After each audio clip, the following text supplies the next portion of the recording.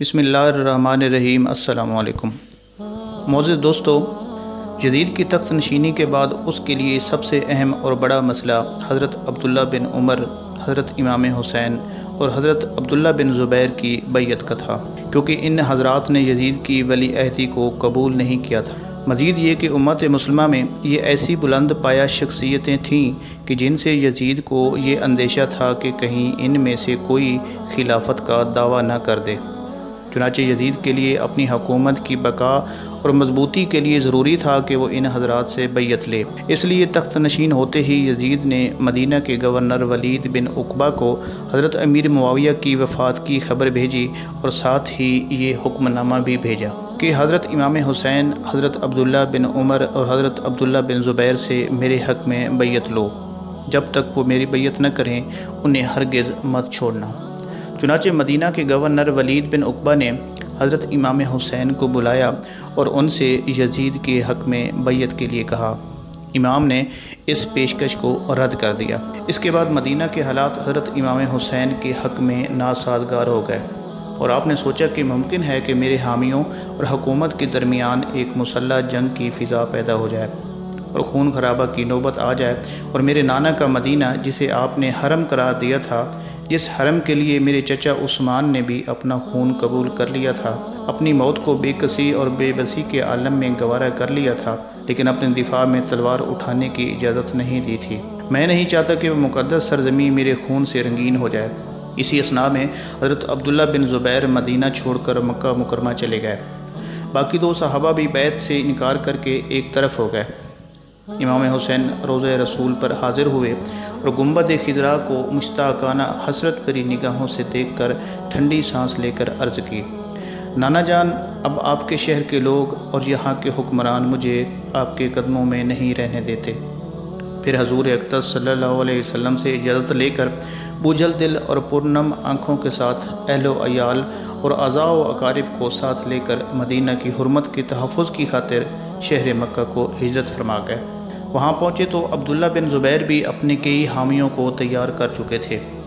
یزید کو جب عبداللہ بن زبیر کے مکہ پہنچنے کی خبر ہوئی تو اس نے اپنا لشکر بھیجا اور سپہ سالار کو حکم دیا کہ مکہ کا محاصرہ کر لیا جائے۔ عبداللہ بن زبیر کو فتح ہوئی، لیکن امام حسین اس معرکے میں حرم کعبہ کے پیش نظر پھر بھی شریک نہ ہوئے، الگ تھلگ رہے۔ کوفہ شہر کے باسیوں کو یہ اطلاع مل چکی تھی کہ امام حسین نے یزید کی بیعت سے انکار کر دیا ہے، اور یہ بھی معلوم تھا کہ عبداللہ بن زبیر، عبد الرحمن بن ابی بکر اور عبداللہ بن عمر نے بھی انکار کر دیا ہے۔ انہیں یہ اطلاع بھی ہو چکی تھی کہ مکہ کا پہلا معرکہ عبداللہ بن زبیر نے سر کر لیا ہے اور یزیدی لشکر کو ناکامی کا منہ دیکھنا پڑا ہے۔ اس سے کوفیوں کے حوصلے بلند ہو گئے۔ چنانچہ انہوں نے کوفہ میں ایک گھر میں ایک میٹنگ طلب کی۔ انہوں نے اس میٹنگ میں یہ فیصلہ کیا کہ حالات سازگار ہیں، معاویہ کا انتقال ہو چکا ہے، یزید تخت نشین ہوا ہے، بڑے بڑے جلیل القدر لوگوں نے اس کی بیعت سے انکار کر دیا ہے، لوہا گرم ہے، اس موقع سے فائدہ اٹھایا جائے، سیدنا امام حسین کو کوفہ آنے کی دعوت دی جائے اور ہم ان کے ہاتھ پر بیعت کر لیں، اور اس طرح یزید جیسے فاسق و فاجر، شقی اور بدبخت انسان کی حکومت کا پٹا اپنے گلے سے اتار پھینکیں۔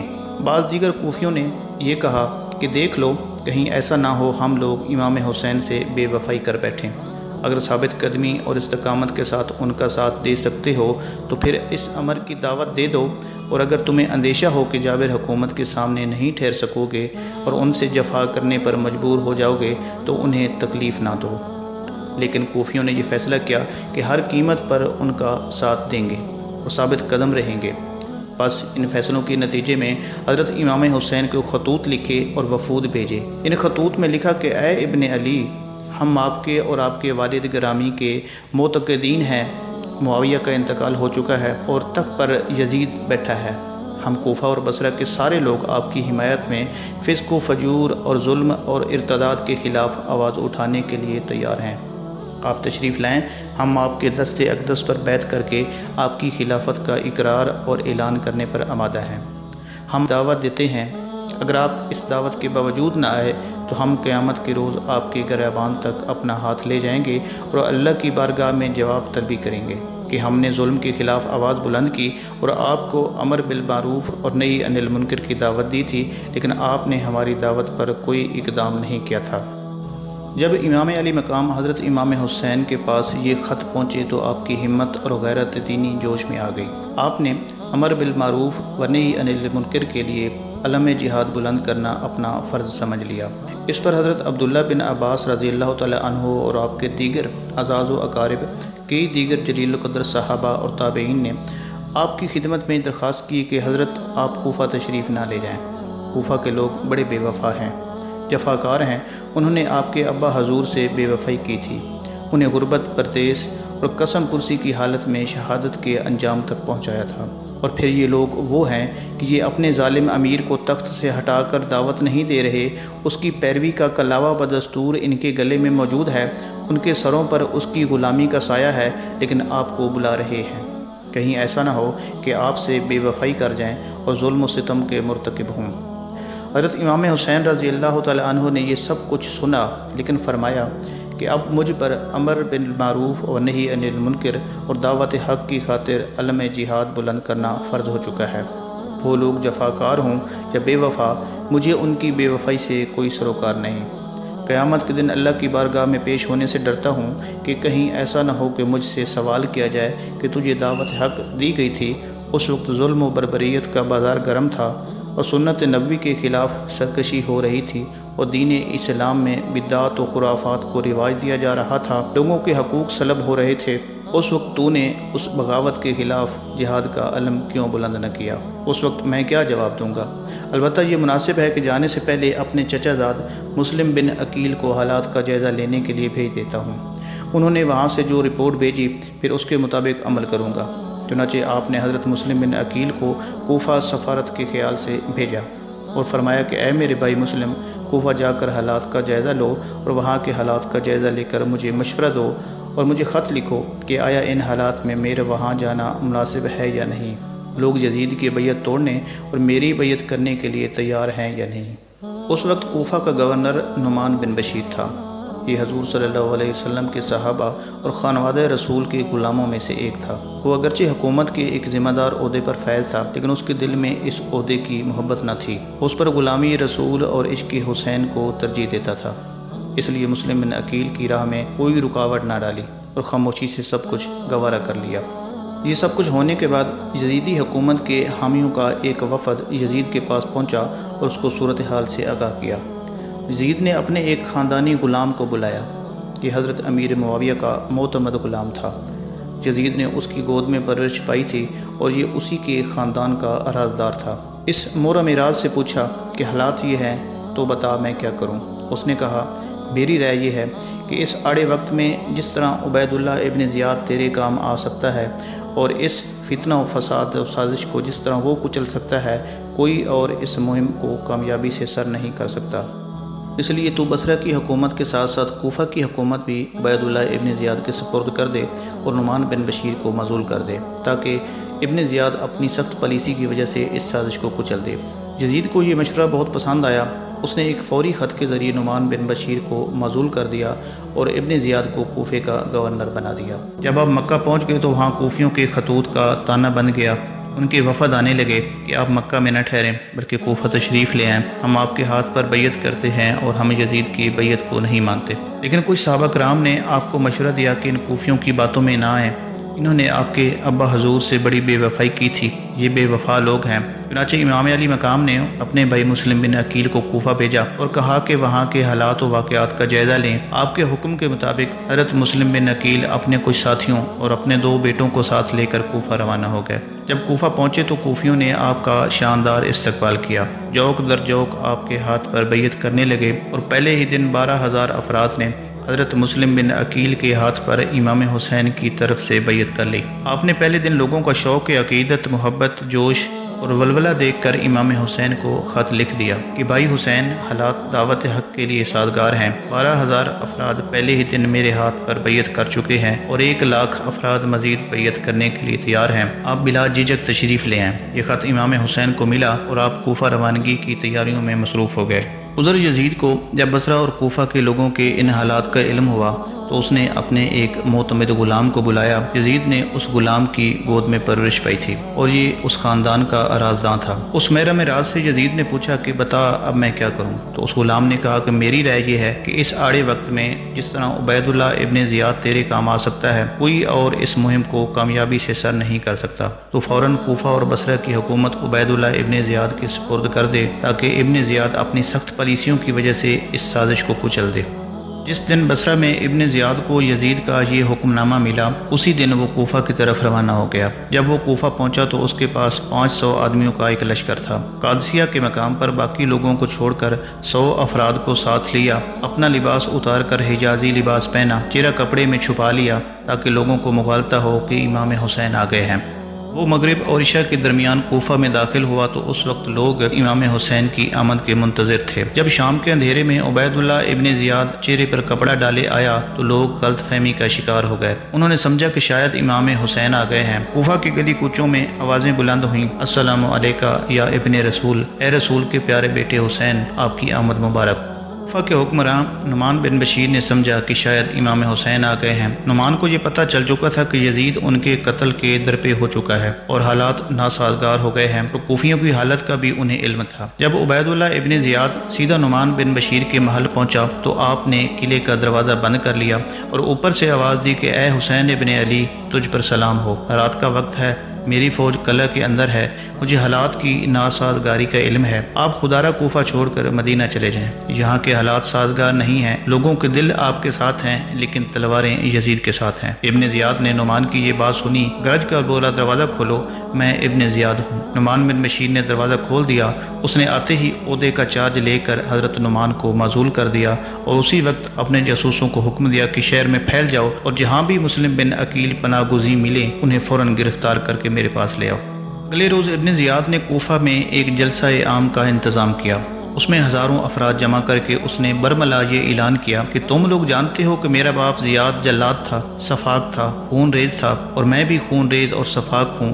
مجھے معلوم ہوا ہے کہ تم یزید کی بیعت اور اس کی حکومت سے انکاری ہو، بس میں تمہیں سختی کے ساتھ اس بات سے منع کرتا ہوں اور یہ اعلان کرتا ہوں کہ جو شخص امام حسین کے لیے مسلم بن عقیل کے ہاتھ پر بیعت کرے گا میں اس کا نام صفحہ ہستی سے مٹا دوں گا۔ میں تم سب لوگوں کے نام بھی جانتا ہوں اور تمہاری شکلیں بھی پہچانتا ہوں اور تمہارے خاندانوں سے بھی واقف ہوں۔ اس کی اس ہیبت ناک گفتگو کے نتیجے میں وہ ہزاروں کوفی جو حضرت علی رضی اللہ تعالی عنہ اور امام حسین کی حمایت اور غیر مشروط وفاداری کے علم بردار تھے، وہ اپنی بزدلی کے باعث انہی قدموں پر پیچھے ہٹ گئے اور بہت سے لوگ خوف کے مارے چھپ گئے۔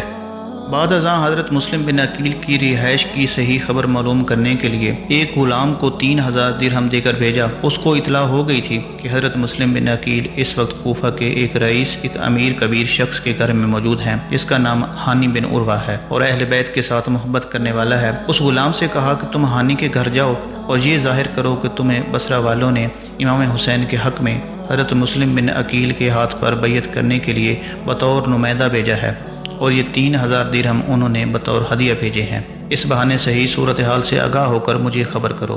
چنانچہ وہ غلام ہانی بن عروہ کے گھر پہنچا، دروازہ کھٹکھٹایا اور کہا کہ مجھے بصرہ والوں نے حضرت مسلم بن عقیل کے ہاتھ پر بیعت کرنے بطور نمائندہ بھیجا ہے۔ تو وہ اس کی چکنی چپڑی باتوں میں آ گئے اور اندر حضرت مسلم بن عقیل کے پاس لے گئے۔ اس نے ان کے سامنے بھی وہ بات حلفاً کہی اور ان کے دست اقدس پر بیعت کرتے ہوئے 3000 درہم ہدیہ کے طور پر پیش کیے۔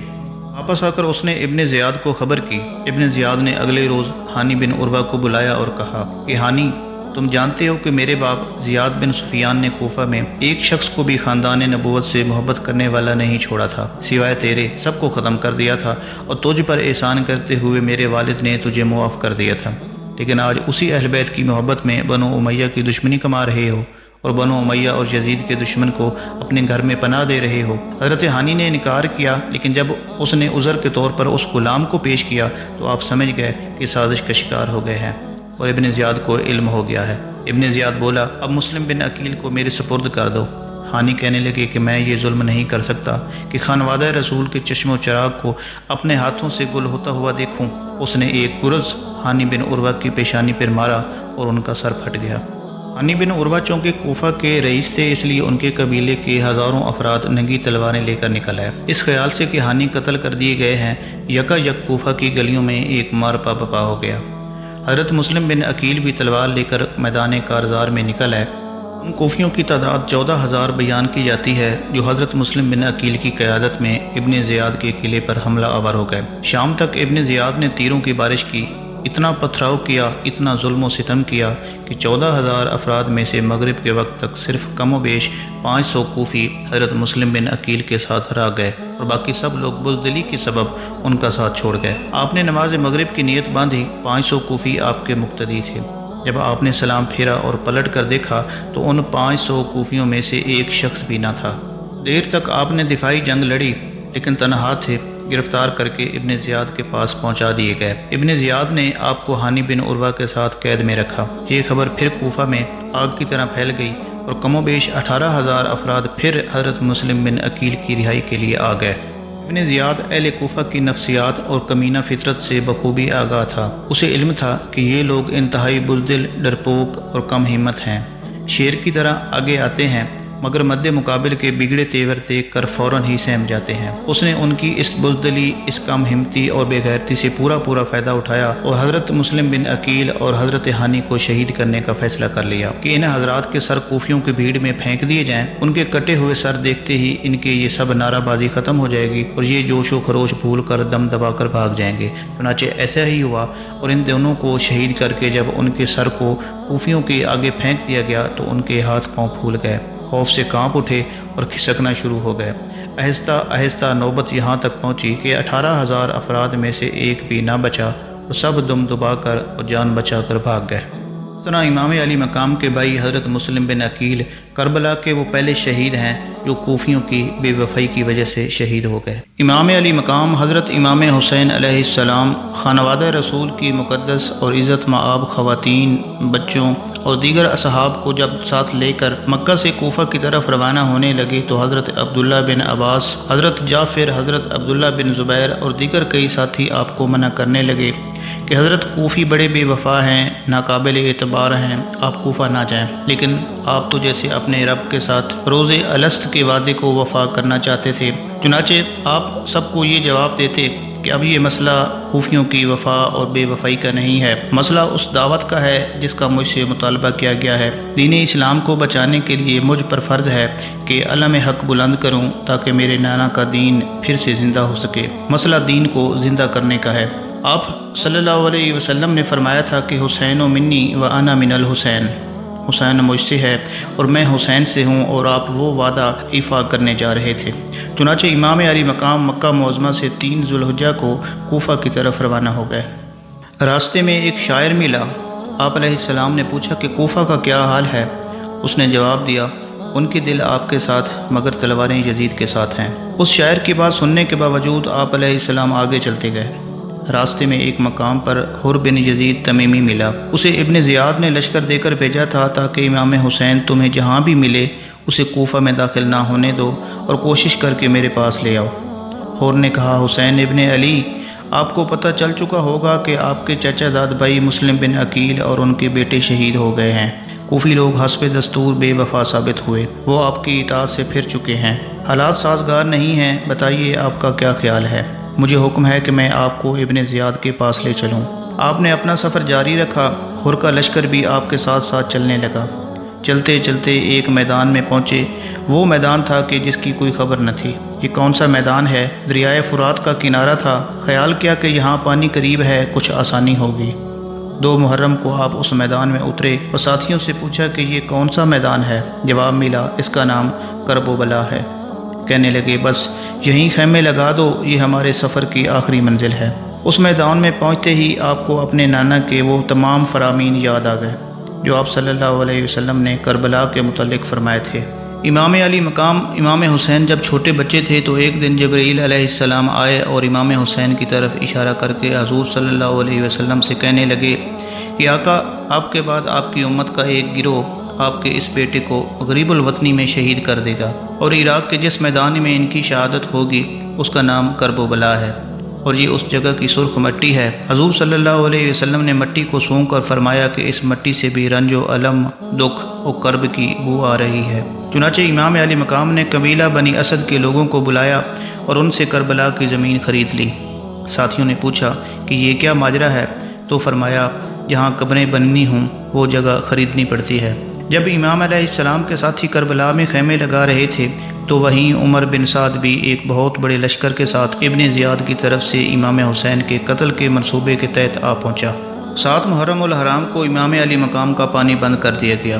9 محرم کو امام حسین نے اپنے بھائی عباس بن علی بن ابی طالب کو بھیجا کہ دریا سے پانی لے کر آئیں۔ غازی عباس دریا پر جانے لگے تو عمر بن سعد کی فوج نے راستہ روک لیا۔ آپ دشمنوں کو جہنم واصل کرتے ہوئے دریا پر پہنچ گئے۔ دریا پر پہنچے تو چلو میں پانی بھرا اور سوچا کہ تھوڑا سا پی لوں، پھر اس خیال سے پانی نہ پیا کہ جب تک اہل بیت کے بچے پانی نہیں پی لیتے میں پانی کیسے پی سکتا ہوں۔ دریا سے پانی بھرا اور واپس مڑے تو یزیدی لشکر نے پھر حملہ کر دیا۔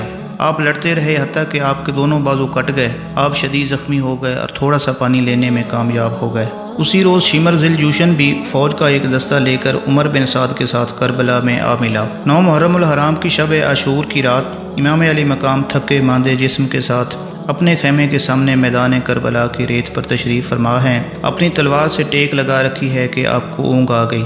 ادھر ابن سعد اور یزیدی فوج حملہ کی تیاری کر کے اہل بیت کے خیموں کے قریب پہنچ گئی۔ امام علی مقام نے حضرت عباس کے ذریعے یزیدی لشکر سے ایک شب کی مہلت مانگی کہ اللہ کی عبادت کر سکیں۔ رات کو امام علی مقام نے اپنے رفقا کو جمع کیا اور فرمایا، کل دشمن سے مقابلے کا دن ہے، میں تمہیں اجازت دیتا ہوں کہ تم لوگ اپنے گھروں کو واپس چلے جاؤ، میں کسی سے کوئی گلہ نہیں کروں گا، یزیدیوں کو صرف میری گردن کی ضرورت ہے، تم اپنی جانیں بچاؤ اور واپس چلے جاؤ۔ حضرت امام حسین کے جانثاروں اور شہزادوں نے عرض کی، ہماری گردنیں آپ کے قدموں پر قربان، ہم ہرگز آپ کو تنہا نہیں چھوڑیں گے۔ چنانچہ ساری رات خیموں سے عبادت کی آوازیں آتی رہیں۔ یوم عاشور 10 محرم الحرام کا دن آیا۔ فجر کی نماز امام حسین کی اقتداء میں ادا کی گئی۔ سورج طلوع ہوا تو یزیدی 72 جانثاروں، عورتوں اور بچوں کے خلاف صف آرا ہو گئے۔ امام علی مقام امام حسین نے آخری بار عمر بن سعد کی فوج سے خطاب کیا کہ اے لوگو، میں تمہارے نبی کا نواسا ہوں، یہ تم سب جانتے ہو، سوار دوش مصطفیٰ ہوں، میرے قتل سے باز آ جاؤ۔ قیامت کے دن میرے نانا کو کیا منہ دکھاؤ گے؟ لیکن یزیدی لشکر پر اس کا کوئی اثر نہ ہوا۔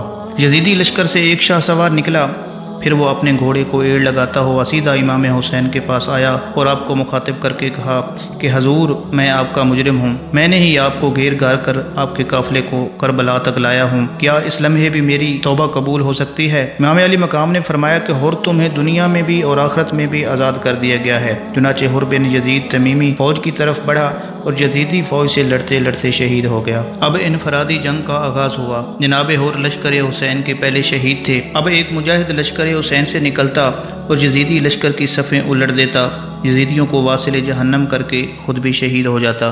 پہلے اصحاب حسین شہید ہوئے، غلام آپ کے قدموں پر نثار ہوئے، قرابت دار ایک ایک کر کے داد شجاعت دیتے ہوئے شہادت سے سرفراز ہوئے، اور اب پیغمبر اعظم کے خاندان کی باری تھی۔ بھوک اور پیاس سے برا حال تھا۔ علی اکبر جو ہم شکر مصطفیٰ تھے وہ کربلا میں شہید ہوئے۔ امام حسین جواں بیٹے کی لاش کے پاس پہنچے، سینے سے نیزہ نکالا اور بیٹے کا بوسہ لیا۔ جواں علی اکبر نے جان آفریں کے سپرد کر دی۔ امام علی مقام اس کا لاشہ لے کر خیمے میں پہنچے۔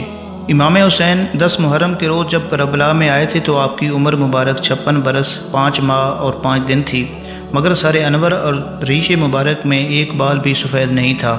لیکن جب جواں علی اکبر کا لاشہ لے کر اپنے بازوؤں میں سمیٹ کر پلٹے تو سر انور کے بال اور داڑھی مبارک سفید ہو چکی تھی۔ علی اکبر کے بعد آپ کے بھتیجے امام حسن کے بیٹے قاسم شہید ہوئے۔ امام علی مقام نے قاسم کی لاش کو بھی شہزادہ علی اکبر کے ساتھ لا کر لٹا دیا۔ اب امام علی مقام 6 ماہ کے علی اصغر کو لے کر میدان میں آئے۔ دشمن کی طرف سے ایک تیر آیا اور معصوم علی اصغر شہید ہو گئے۔ ننھا بچہ اپنے ہی خون میں نہا گیا۔ جب سب اہل بیت شہید ہو گئے تو بیمار عابد امام زین العابدین میدان میں جانے لگے، لیکن آپ نے انہیں روک دیا۔ امام پاک کے جب تمام ساتھی ایک ایک کر کے شہید ہو گئے تو اب امام پاک خود گھوڑے پر سوار ہوتے ہیں۔ حضرت زینب گھوڑے کی لگام تھامتی ہیں اور آپ کو رخصت کرتی ہیں۔ آپ میدان کربلا میں آتے ہیں۔ چشم فلک حسین کی استقامت کا منظر دیکھ رہی تھی۔ نانا مصطفیٰ کے ساتھ اماں فاطمہ سلام اللہ علیہا کی نظریں بھی عزم و استقلال کے پیکر حسین کے جلال و جمال کا نظارہ کر رہی تھیں، فرما رہی تھیں کہ بیٹا حسین، میرے دودھ کی لاج رکھنا۔ علی شیر خدا فرما رہے تھے، حسین، راہ خدا میں استقامت سے ڈٹے رہنا۔ تاجدار مدینہ صلی اللہ علیہ وسلم فرما رہے تھے، حسین، میرے کندھوں پر سواری کی لاج رکھنا۔ نواسہ رسول میدان میں تنہا کھڑا ہے۔ آسمان سے سورج آگ برسا رہا ہے، نینوا کے سینے سے فرات بہہ رہا تھا۔ آج نواسہ رسول کے علاوہ یہ پانی ہر شخص کے لیے عام ہے۔ امام حسین میدان کربلا میں گھوڑے پر سوار، ہاتھ میں تلوار لیے کھڑے ہیں۔ یزیدی لشکر پر خاموشی چھائی ہے۔ فرزند شیر خدا کا سامنے کرنے سے ہر کوئی کترا رہا ہے۔ دور سے تیر چلا رہے ہیں۔ تیروں کی برسات میں امام علی مقام کا جسم اطہر چھلنی ہو گیا۔ زخموں سے چور امام پر چاروں طرف سے حملہ کیا گیا۔ شمر اور یزید کے بعد بخت سپاہی قریب آ گئے۔ امام حسین کو تلواروں کے نرغے میں لے لیا۔ آخر جنگ کرتے کرتے شہ سوار کربلا گھوڑے سے نیچے آ گئے۔ زندگی کا آخری لمحہ آ پہنچا۔ دریافت فرمایا کہ کون سا وقت ہے؟ جواب ملا، نماز کا وقت ہے۔ فرمایا مجھے اپنے مولا کے حضور آخری سجدہ تو کر لینے دو۔ خون آلود ہاتھوں سے تیمم کیا اور بارگاہ خدا بندی میں سجدہ ریز ہو گئے۔ آسمان کی طرف دیکھا اور کہا، اے خالق کائنات، میرا یہ آخری سجدہ قبول فرما۔ بدبخت شمر آگے بڑھا اور امام علی مقام کا سر سجدے کی حالت میں تن سے جدا کر دیا۔ انا للہ و انا الیہ راجعون۔ جب خالی ذوالجناح خیموں کی طرف واپس آیا تو اہل بیت کی مستورات رونے لگیں۔ حضرت زینب نے انہیں سنبھالا اور فرمایا، ہم رب کی رضا پر راضی ہیں۔ امام پاک کا سر کٹا لاشا نیزوں اور تیروں سے چھلنی میدان کربلا میں پڑا ہے۔ اہل بیت کے شہیدوں کی لاشوں پر گھوڑے دوڑا دیے گئے، خیموں کو آگ لگا دی گئی، آسمان سرخ ہو گیا اور خون کی لالی ہر طرف چھا گئی۔ کربلا کے میدان میں رات ہو گئی۔ اہل بیت کی سرکٹی لاشیں کھلے آسمان کے نیچے پڑی ہیں۔ اگلے دن کا سورج طلوع ہوا۔ امام زین العابدین، جن کی عمر مبارک اس وقت صرف 14 برس تھی، مستورات اور اہل بیت کی شہزادیوں کو سنبھال کر یہ لوٹا پھوٹا قافلہ یزیدیوں کی قید میں کوفہ کی جانب روانہ ہو گیا۔ اہل بیت کے سر نیزوں پر بلند تھے اور امام علی مقام روز الست کا عہد وفا کر کے اپنے خالق کے حضور سرخرو ہوئے۔